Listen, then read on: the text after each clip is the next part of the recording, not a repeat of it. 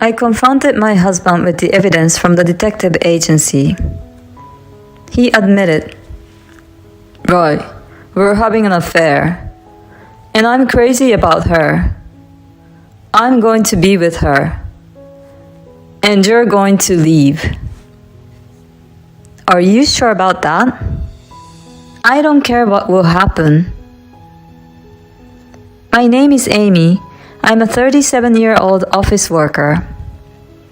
I live with my husband, Ted, and our 5-year-old daughter, Katie. We're pretty close and make up for each other's deficiencies, and for the time being, we're happy as a family. My husband is a good cook and always makes dinner for us. I work a lot of overtime and come home late, so I'm grateful that my husband is able to take care of the housework. Then one day, my husband unexpectedly injured his ligament. The cause of the injury was that he was playing basketball for the first time in a while when he went out with his friends on a day off and forced himself to shoot the ball. My husband is 5 years younger than me, but he's already 32 years old. No matter how much he used to be a good basketball player, he had hardly done any exercise since he started working. Why would he do something reckless like this without thinking about it? He has a job and a kid, and he's not careful at all. When we were dating, his recklessness felt new and fresh to me. But now, it just plays as a negative factor. In fact, my husband has been hospitalized as a result of this injury, which means that he has to take time off work. And I would have to take care of the housework and the child. On top of that, he got hurt playing basketball on his day off. It wasn't even in a basketball court. His injury happened at a facility for various sports and games. The company would be appalled to find out about it. They might even fire him in the worst case scenario. My husband is just too stupid and lame. This time, I was really angry with him. I was disillusioned by it. I've said it many times, but he has no responsibility as an adult. According to the doctor's diagnosis, he needs to stay in the hospital for about 2 weeks. I brought him a change of clothes, a phone charger, and the basic necessities. "Oh, thank you, Amy." I was disgusted by my husband's reaction alone. "Why are you so cheerful? Normally you would be more depressed." "Well, what can I do? I didn't mean to get hurt. Besides, I'll use my paid vacation days, so it'll be okay." "What do you mean it'll be okay?" "If it wasn't for your injury, you could have used your paid time off more effectively, like for our daughter's kindergarten event or a family trip. That's what the paid vacation days are for. Besides, since you can't come to work, your coworkers and bosses are going to have to take on more work. As for our daughter, I'm glad my mom agreed to come home and take care of her this time. But if it wasn't for her, I wouldn't have been able to work overtime at all, and I would have troubled people at my work. You should be aware of the problems you're causing to everyone." I guess I was really angry after all. These complaints came out so easily from my mouth. My husband seemed to feel bad about it and said, "I'm sorry." Well, maybe I went a little overboard myself. At any rate, get better as soon as you can. I said that and I left the hospital room. With or without my husband, my work is very busy. So I was going to ask my mother to take care of my daughter a little longer, but when my boss and coworkers found out my husband was in the hospital, they told me I didn't have to work overtime. Thanks to them, I was able to leave work on time. I could come home early, cook dinner, and have time to eat dinner with my daughter. I didn't have to rely on my mother too much either, so I really appreciate the kindness of the people at work.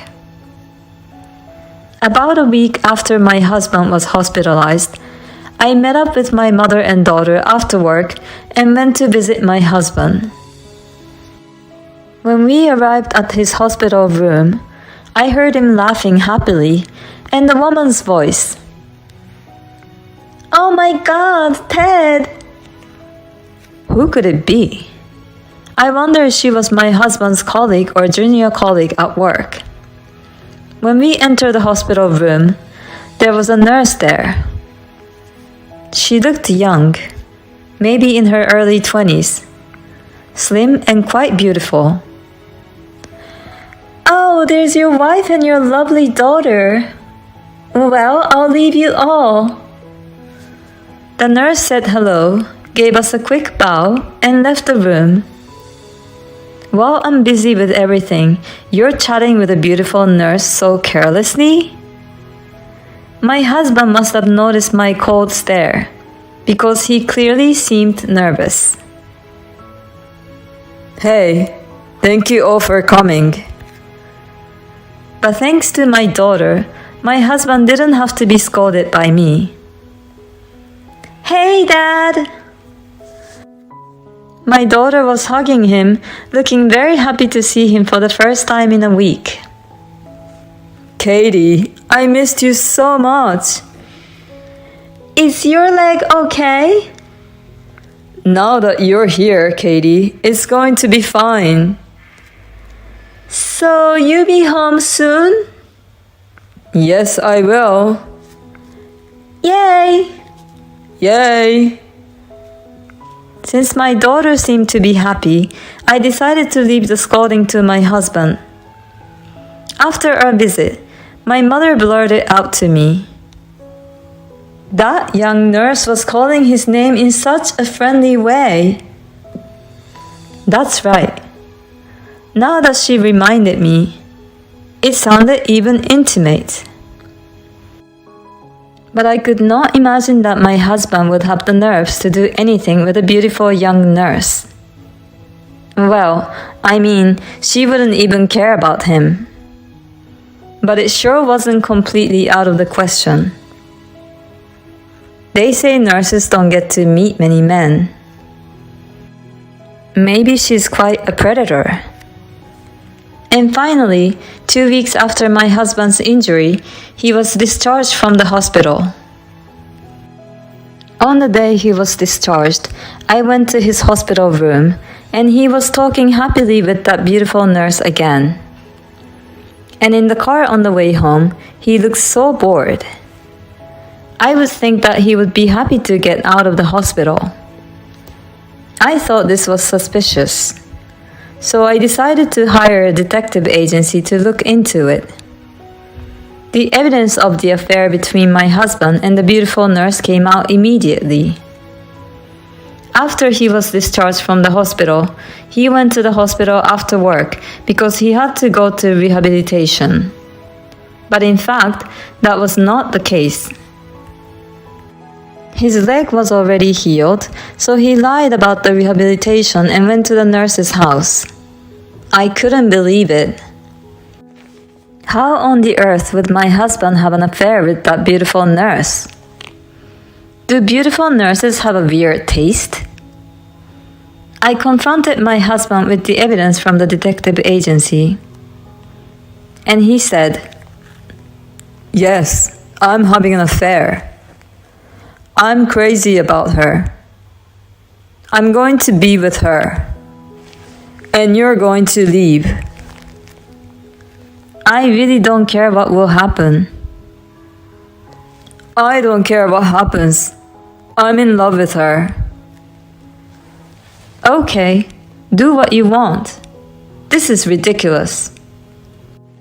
I packed my bags, took my daughter, and went home to my parents. When I explained to my mother what had happened, she was furious. I knew it was suspicious. You're very sharp, Mother. After that, I divorced my husband through a lawyer. I demanded alimony and my share of the property. We had a bit of dispute over the property division, but I managed to get what I wanted and received the money I deserved. With this, I thought I was completely disconnected from my husband and I could start a new life with my daughter. However, as my new life started, I received a number of calls from an unknown number. At first, I ignored the calls, but they were so persistent that I decided to answer. Hello?